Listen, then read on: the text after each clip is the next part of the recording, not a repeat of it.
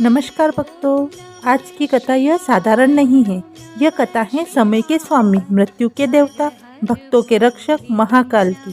कहते हैं जो सच्चे मन से महाकाल को पुकारता है उसकी पुकार कभी व्यर्थ नहीं जाती। आज आप जानेंगे महाकालेश्वर ज्योतिर्लिंग के ऐसे चमत्कार जिन्हें सुनकर आपकी आत्मा तक खिल जाएगी। इसलिए इस कथा को अंत तक अवश्य सुनें, क्योंकि कौन जाने महाकाल की कृपा कब और किस रूप में मिल जाए। बहुत प्राचीन समय की बात है। आज का उज्जैन उस समय एक शांत और पवित्र नगरी हुआ करता था। वहाँ साधु, संत, ब्राह्मण और भक्त भगवान शिव की आराधना में लीन रहते थे। लेकिन एक समय ऐसा आया जब उस नगरी पर एक भयंकर संकट टूट पड़ा। दूषण नाम का एक अत्यंत क्रूर राक्षस अपनी असुर भक्तियों के बल पर लोगों को सताने लगा। वह मंदिर को नष्ट करता, यज्ञों को रोकता और शिव भक्ति का अपमान करता। पूरा नगर भय से कांप उठा। चारों ओर केवल डर और पीड़ा थी। तब सभी ब्राह्मण और एक भक्त एकत्र हुए।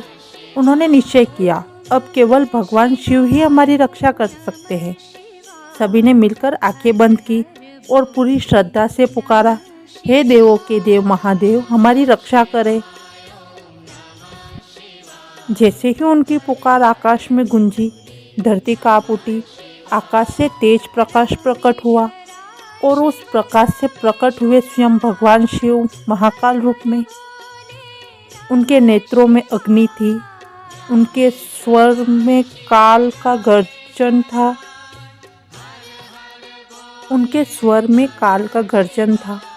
और एक ही क्षण में उन्होंने राक्षस दूषण का विनाश कर दिया। उसी क्षण से भगवान शिव वहाँ महाकालेश्वर ज्योतिर्लिंग के रूप में विराजमान हो गए और भक्तों की रक्षा का वचन दिया। कहते हैं कुछ वर्ष पहले एक व्यक्ति गहरी विपत्ति में था। उसका जीवन चारों ओर से संकट से घिर चुका था। कहते हैं कुछ वर्ष पहले एक व्यक्ति गहरी विपत्ति में था।